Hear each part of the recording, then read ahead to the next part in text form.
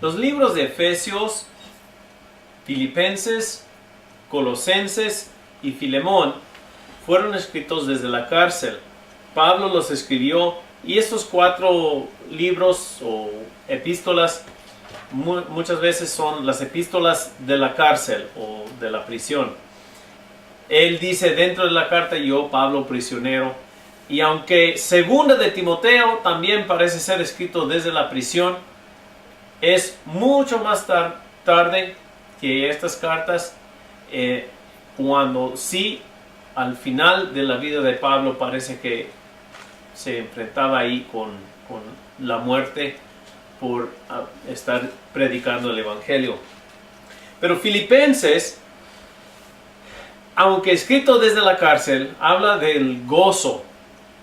Este libro, el autor expresa su gozo en el Evangelio predicado, no en su situación, no en su situación económica o su comodidad física, sino en que el Evangelio se está predicando y está venciendo. Y a pesar de que él esté encarcelado, él sigue llamando a la iglesia a la unidad. Él ha escuchado noticias de la iglesia en Filipos por medio de algunos mensajeros que los filipenses habían mandado, una ayuda que ellos mandaron a él, una ofrenda para ayudarle en la cárcel, y él escribe con un cariño, con una gratitud por ese regalo que mandaron, y también escribe muy personalmente. Estos resúmenes que doy al comienzo de cada libro, el primer diapositiva, especialmente en las epístolas paulinas, parece una buena descripción del libro como para un examen. Una pista para los listos. Filipenses entonces se escribió desde la prisión a la iglesia en Filipos. Es un tono mucho más agradable que el de Gálatas. No les dice filipenses insensatos, les habla con cariño. No parece haber problemas muy graves, aunque la unidad que él los anima a mantener o a hacer es entre personalidades que tienen conflicto dentro de la iglesia. Esa es su tema, lo que él sigue pidiendo. Filipos era una colonia romana, económicamente muy estable, dinero, prestigio, un nivel arriba de las ciudades demás, como Tesalónica u otros, por ser la ley romana ahí adentro. Y él en esta carta a los filipenses está respondiendo a una ayuda mandado por Epafrodito. Lo podemos ver en el capítulo 2 y el versículo 25, hablando primero de Timoteo y luego dice: mas tuve por necesario enviaros a Epafrodito, mi hermano y colaborador y compañero de milicia, vuestro mensajero y ministrador de mis necesidades. Entonces ellos lo habían mandado como un mensajero para ministrar las necesidades de Pablo. Él tenía gran deseo de veros a todos vosotros y gravemente se angustió porque habíais oído que él había enfermado. Sí estuvo muy grave, pero recuperó, y Pablo lo envía de nuevo para que se gocen otra vez al verlo y que lo reciban en el Señor con todo gozo y que tengan en estima los que sean como él. Pone como ejemplo a este Epafrodito y escribe esta carta para responder, para agradecerles su regalo, su ofrenda, y a la vez para hablarles de algunos asuntos que él ve necesarias ahí. El 1 al 11 es el saludo y la oración normal en las epístolas, con primero los autores, Pablo y Timoteo. Los dos habían ministrado ahí en Filipos. Siervos de Jesucristo, a todos los santos en Cristo Jesús que están en Filipos. Menciona los líderes con los obispos y diáconos. Y gracia y paz a vosotros, el saludo normal de Pablo. Habla del amor entrañable que él tiene hacia ellos, y de su confianza, de que ellos van a seguir creciendo en el Evangelio, de que van bien. El versículo 6, un versículo que tiene mucho significado para mí. Estando persuadido de esto, que el que comenzó en vosotros la buena obra, la perfeccionará hasta el día de Jesucristo. Y nosotros sí podemos tener esa confianza por Jesucristo y por su poder de transformar las personas, de que cualquier persona, cualquier cristiano, Dios lo puede hacer perfecto a través de su vida cristiana. Nuestra confianza no es en el hermano que está haciendo un gran esfuerzo, sino en Cristo, que ya hizo la obra en ellos. En los versículos 12 al 26 empieza a platicar de su situación, la mayor preocupación de los filipenses. Quiero que sepáis que las cosas que me han sucedido, que me echaron aquí en la cárcel, han redundado más bien para el progreso del Evangelio. Dice, qué bueno que me echaron aquí a la cárcel, porque aquí tengo oportunidad de predicar a los guardias que son de la casa del César, del emperador, son la guardia especial de él, y se están entregando a Cristo. Imagínense, pobres soldados, tienen que cuidar este Pablo, y día con día ir encadenado a él para que no se escape. Y Pablo empieza a orar por todas las iglesias, y ahí tiene una revisión así de todo lo que Dios ha hecho en todo el territorio romano, y luego hasta escucha su propio nombre mencionado ahí, Pablo orando por él, y pues de ahí el soldado tiene que hacerle alguna pregunta: ¿por qué me mencionó? No, porque Dios te ama. Y él empieza a evangelizar. Dice que para él el vivir así sufriendo pues es por Cristo.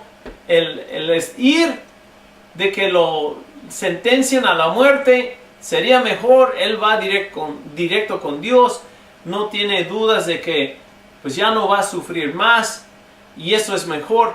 Pero él dice, yo no vivo para mí mismo, para lo que me convenga a mí, vivo para otros. Está dándoles el ejemplo ahí en el capítulo 1. Él piensa que Dios le va a librar de la sentencia de la muerte, porque eso serviría más bien a las iglesias, y eso es lo que está pidiendo de Dios. Dice que se escuche de algunos que anuncian a Cristo por contención, otros por sinceramente, pero unos por amor, otros por contención. Lo importante es que se predique el Evangelio. Él empieza a hablar del tema de la unidad necesaria ya en los últimos versículos del capítulo 1 y hasta el 2:18. Dice, solamente que os comportéis como es digno del Evangelio de Cristo. Otra vez como Efesios, que el comportamiento, el andar, sea digno del llamado del Evangelio de Cristo, que pese igual, para que o sea que vaya a veros o que esté ausente, oiga de vosotros que estáis firmes en un mismo espíritu, igual que Efesios 4, hablando de la unidad como señal de que estemos andando y comportándonos dignos de este llamamiento, combatiendo unánimes por la fe del Evangelio. Es necesaria la unidad aquí para ser una frente unida ante los que están atacando al Evangelio. Pero comenzando con el capítulo 2, habla de la actitud que tenemos uno hacia el otro como raíz del problema y de la solución. Dice, si me mandaron este regalo, si hay alguna consolación en Cristo, si algo me quieren consolar y decir, pues qué bueno, tengo hermanos en Cristo, dice, completad mi gozo, versículo 2, sintiendo lo mismo, teniendo el mismo amor, unánime, sintiendo una misma cosa. 4 maneras de ser unidos. No hagáis por contienda o por vanagloria nada.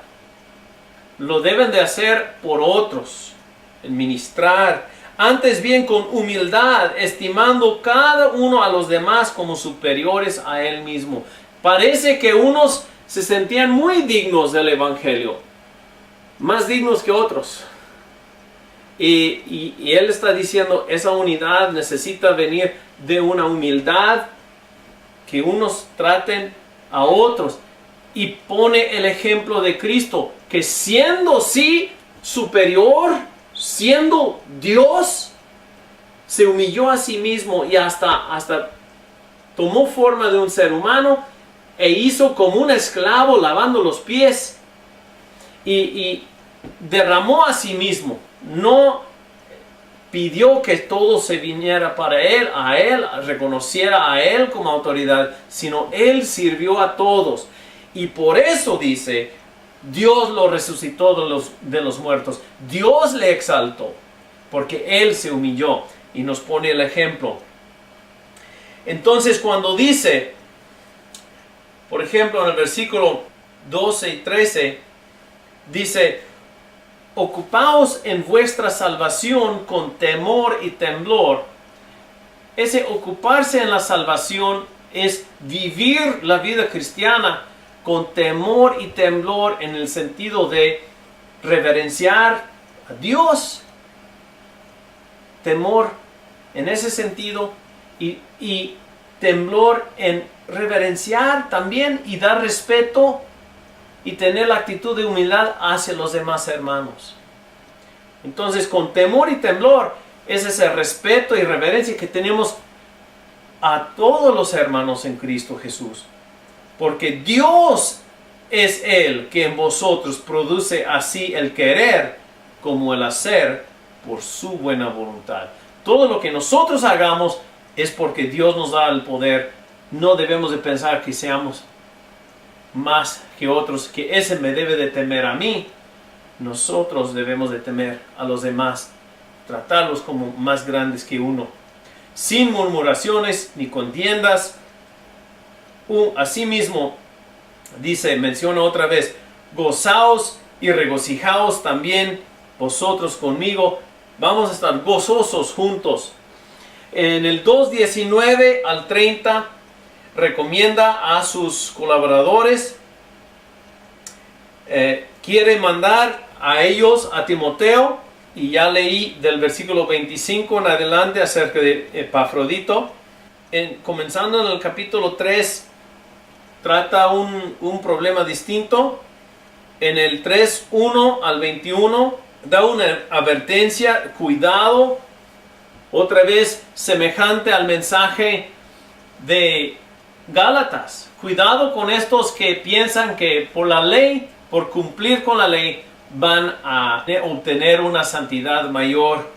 Dice, guardaos de los perros, guardaos de los malos obreros, guardaos de los mutiladores del cuerpo, porque nosotros somos la circuncisión, los que en espíritu servimos a Dios y nos gloriamos en Cristo Jesús, no teniendo confianza en la carne. Dice que los que sirven a Dios en espíritu, los que son el pueblo especial de Dios, como dice en Romanos 2:28-29, que el verdadero judío es el que es el judío en el interior. Dice Pablo, yo tengo de qué jactarme, yo soy judío, yo soy de la tribu de Benjamín, yo era fariseo, yo era limpio en mi conciencia, hacía todo bien. Dice, y según la ley escrita, él dice, pues todo lo guardaba muy bien. Pero él dice, todo eso lo cuento como basura a comparación lo que Dios me ha dado. Su mismo espíritu, poder para vivir la vida buena, la vida en Cristo Jesús. La justicia, dice, todas esas cosas son pérdida a comparación, versículo 9, de la justicia que es de Dios por la fe, para conocer a Dios y su resurrección, la participación de sus padecimientos. Dice, el mismo hecho de que yo estoy aquí en la cárcel por predicar a Cristo, eso es algo mejor que seguir toda la lista de reglas. Entonces, él dice, no es nosotros que hagamos tanto, sino Dios que nos da poder, y debemos de seguir en ese poder y no otra vez volver a las obras de la carne. Capítulo 4, 1 al 9.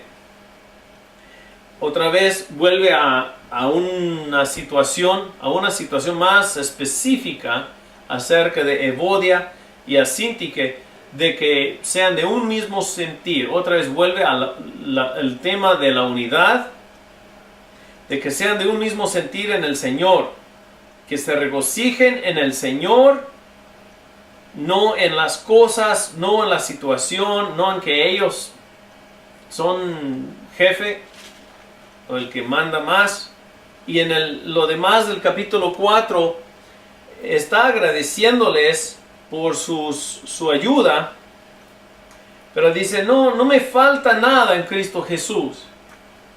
No que yo quisiera tener ofrendas de ustedes y para eso les escribo.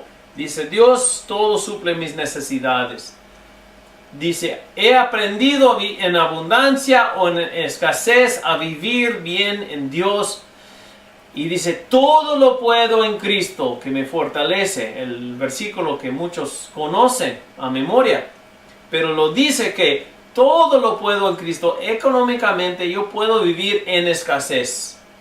Yo puedo vivir en abundancia.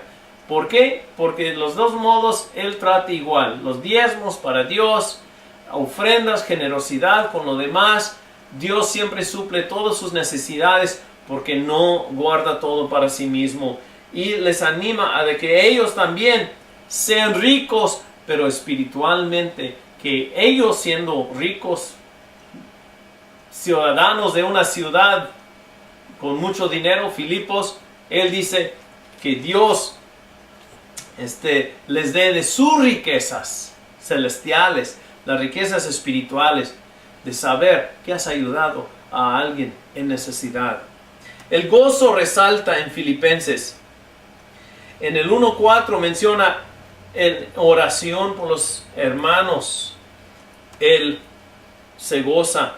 En el 1:18 dice, unos están predicando por contienda, otros por sinceridad, pero se goza en que Cristo es anunciado de una manera u otra.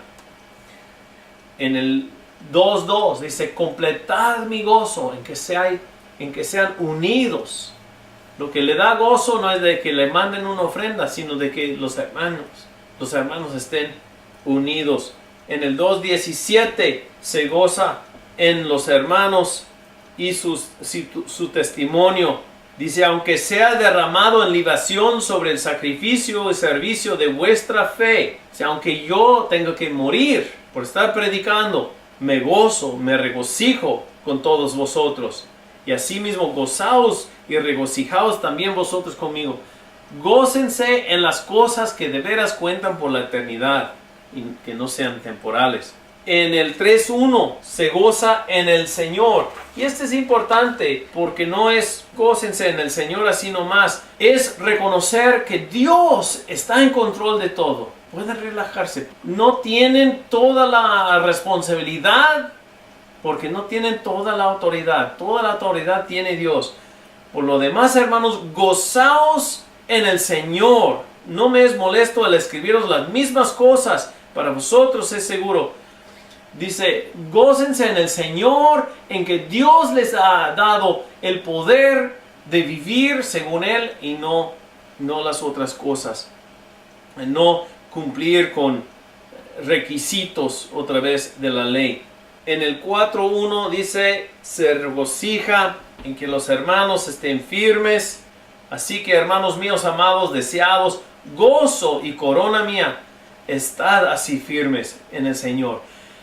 Él no toma gozo en de que su ministerio se haya extendido tanto, sino los mismos hermanos en Cristo son su gozo, su corona. Así habla también a los tesalonicenses de que ante Dios, ¿qué les puede enseñar? ¿Qué puede enseñar a Dios que demuestra todo su trabajo?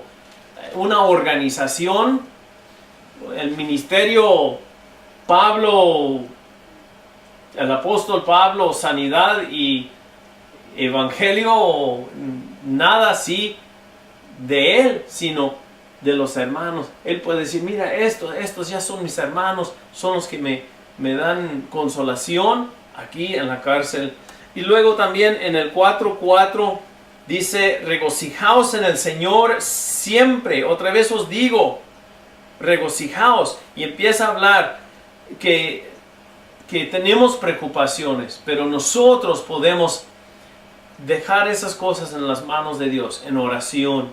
Podemos pensar en todo lo bueno que Dios nos ha dado, todo lo verdadero, todo lo honesto, toda virtud, toda cosa digna de alabanza. Pensar en esas cosas y las preocupaciones podemos dejar en las manos del Señor con gratitud, agradeciendo a Dios. En el 4:10 dice de que ellos se preocuparon por Él, su cuidado de Él. En gran manera me gocé en el Señor de que ya al fin habéis revivido vuestro cuidado de mí, de lo cual también estabais solícitos, pero os faltaba la oportunidad.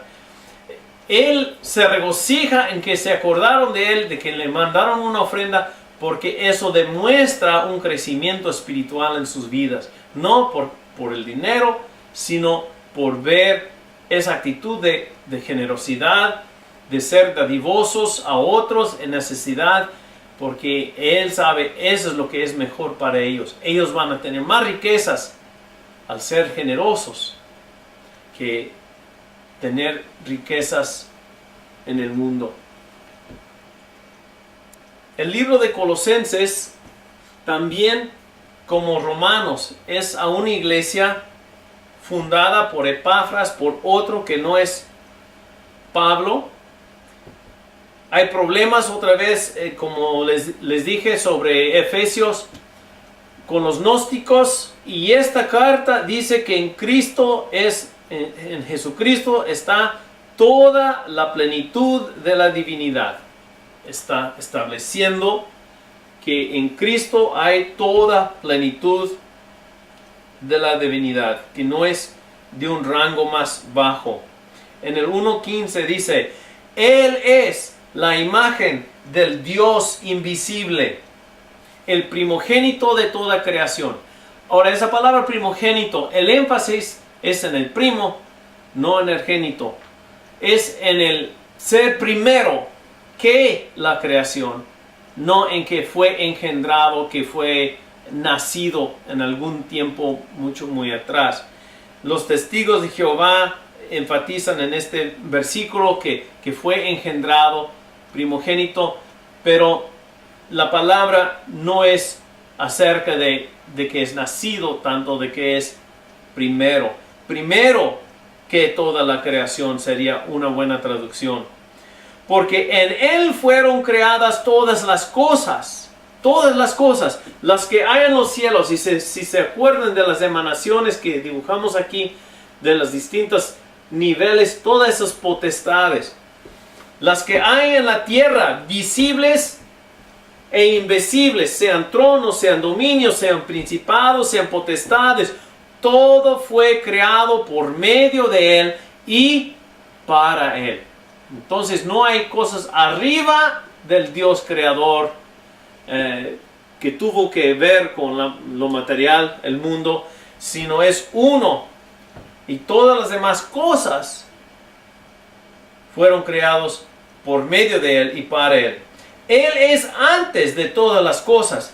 Y esta frase tan imposible, que Jesucristo no sea Dios, porque dice, en Él todas las cosas subsisten.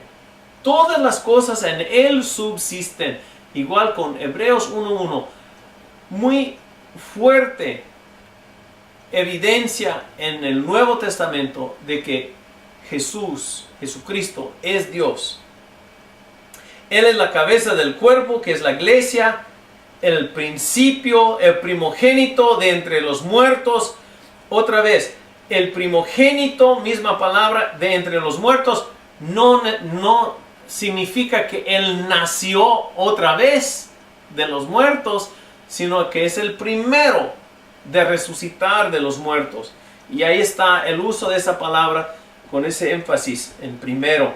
para que en todo Él tenga la preeminencia, por cuanto agradó al Padre que en Él, otra vez la frase, en Él habitase toda plenitud, 1:19, y por medio de Él reconciliar consigo todas las cosas, así las que están en la tierra como las que están en los cielos, haciendo la paz mediante la sangre de su cruz. Así que Pablo no está hablando así gloriosamente de Cristo nomás, sino está dirigiendo a una situación, a un pensar que hoy en día los testigos de Jehová tienen esta idea que Jesucristo no es Dios, Él es un Dios. Él es un nivel abajo. Y aunque ellos creen en resurrección y esas cosas, es necesario ver que hacen una separación, que en Él no está toda la plenitud. Él no es el Altísimo. Otra vez, Pablo no fundó la iglesia, sino Epafras en la ciudad de Colosas. Y el problema del sincretismo, el gnosticismo, es lo que hace necesario que Él hable de esta manera, que Él establezca que toda plenitud está en Cristo Jesús. Otra vez Pablo está hablando de la sabiduría que tienen en Cristo, porque estos gnósticos los hacían sentir como menos que los demás, menos que muy espirituales a los demás. En el 1 al 14 da el saludo normal y una acción de gracias, otra vez escribiendo con el hermano Timoteo a los santos y fieles hermanos en Cristo que están en Colosas. 1:7 habla del Evangelio que como lo habéis aprendido de Epafras, nuestro consiervo amado, que es un fiel ministro de Cristo para vosotros, muy semejante a lo que escribió a los Efesios. Y después describe, como les leí, a Jesucristo, el Señor de todo, de que no es un nivel abajo, sino arriba. En el 1:24 al 2:5, como también en Efesios, habla de su propio trabajo, el ministerio. Dice, aunque no los conocen, aunque Él no fundó esa iglesia, ahora me gozo en lo que padezco por vosotros. Él todavía considera que Él padece, fue acusado por los judíos por lo que Él predica a los gentiles. Pero Él está dispuesto a hacer esto en el versículo 27, a quienes Dios quiso dar a conocer las riquezas de la gloria de este misterio entre los gentiles, que es Cristo en vosotros, la esperanza de gloria, a quien anunciamos, y dice, amonestando a todo hombre, no a unos pocos más mejores que otros, amonestando a todo hombre y enseñando a todo hombre en toda sabiduría, a fin de presentar perfecto en Cristo Jesús a todo hombre. 4 veces en un versículo que usa todo, porque Él no está haciendo distinción. Unos saben más, unos están a un nivel espiritual más arriba que otros. Él no hace eso. El 2:6 al 3:4 les avisa de que sigan firmes, que anden en Él, de la manera que habéis recibido al Señor Jesucristo. Andad en Él, arraigados y sobreedificados en Él, confirmados en la fe, así como habéis sido enseñados. No vayan cambiando, no vayan agregando otras cosas, otros fundamentos, abundando en acciones de gracias. Que nadie os engañe por medio de filosofías y huecas sutilezas, según las tradiciones de hombres.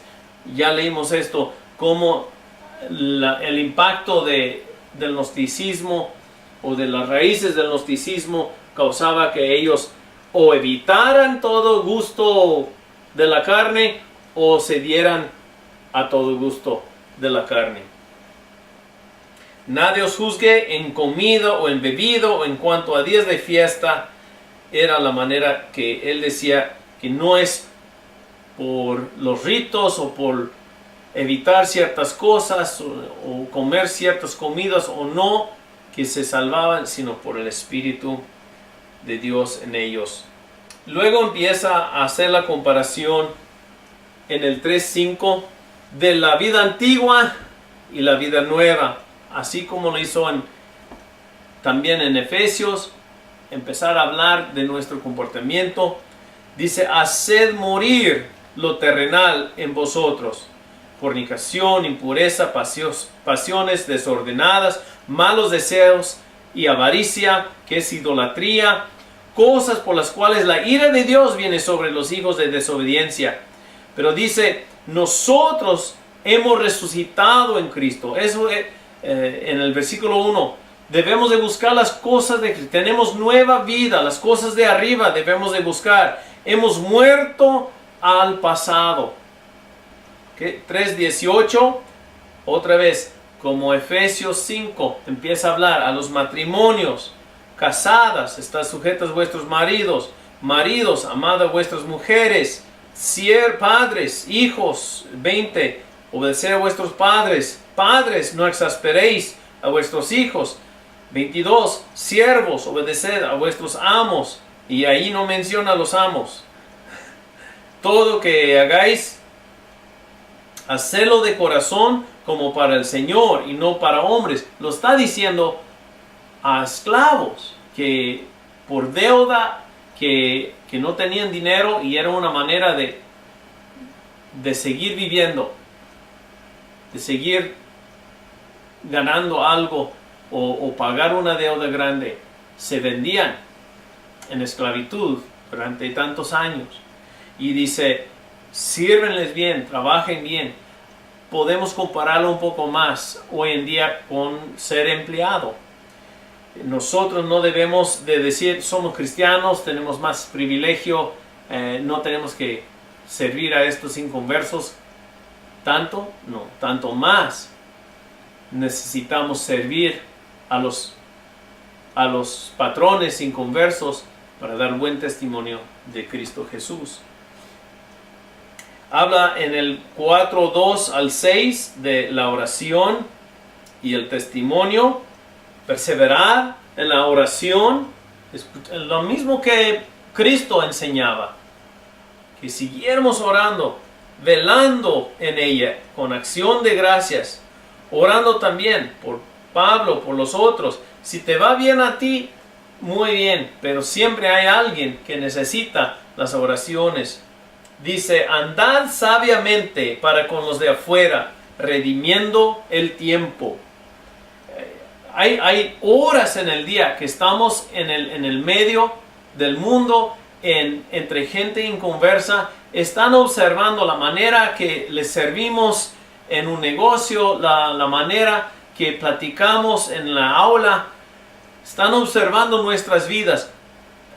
Aprovechen de ese tiempo para dar buen testimonio. Anden sabiamente, y siempre debemos de estar como cristianos conscientes que hay inconversos alrededor de nosotros y van a notar la diferencia en nuestra vida. Sea vuestra palabra siempre con gracia, sazonada con sal. Algo sabroso para la gente escuchar. No debemos estar siempre criticando a otros. Van a decir: no, pues este tipo de gente no encuentra solución, puro problema. Pero los cristianos debemos siempre estar hablando de soluciones, sazonada con sal, para que sepáis cómo debéis responder a cada uno. Porque van a preguntarle: ¿por qué siempre tienes una buena respuesta? ¿Por qué siempre tú eres tan optimista y buscas la solución? Y puedes decir: porque en Cristo hay solución a todo problema, y hasta el problema más grave del ser humano, el pecado, y lo puede evangelizar ahí. Pero van a preguntar, y que deben de saber responder a cada uno. Que no sea: ¿a poco tú dices que eres cristiano y así estás hablando de qué? Que no sea así, si soy cristiano. Las salutaciones, los asuntos personales, las despedidas finales, va a mandar Tíquico con esta carta. Otros que están con él: Aristarco, Saluda Marcos, el sobrino de Bernabé, el cual dijo, ya no venga con nosotros en el segundo viaje misionero. Y por lo mismo Pablo y Bernabé se separaron. Marcos está ahí. Dice, recíbanlo, si vaya a vosotros, habla bien de él. Epafras, uno de vosotros, de ahí de Colosas, también le habla. Y esta carta también firma con su propia mano la salutación de mi propia mano de Pablo. Acordaos de mis prisiones, la gracia sea con vosotros. Amén. Entonces este es el libro a los Colosenses. Conocen muchas personas ahí, y como podemos ver en Filemón, también un esclavo de Colosas, escapado de Colosas, se había entregado a Cristo ahí en Roma, estando con Pablo, y él también va a regresar con esta carta de Colosas, y con Tíquico y con Epafras, y está esperando que Filemón lo recibe, lo trata bien y le perdone a este Onésimo. Entonces eso es conectar bien Filemón con Colosenses, son del mismo lugar, y todas estas cartas, Efesios, Filipenses, Colosenses y Filemón, fueron escritos por Pablo en el mismo tiempo en la cárcel, probablemente en Roma.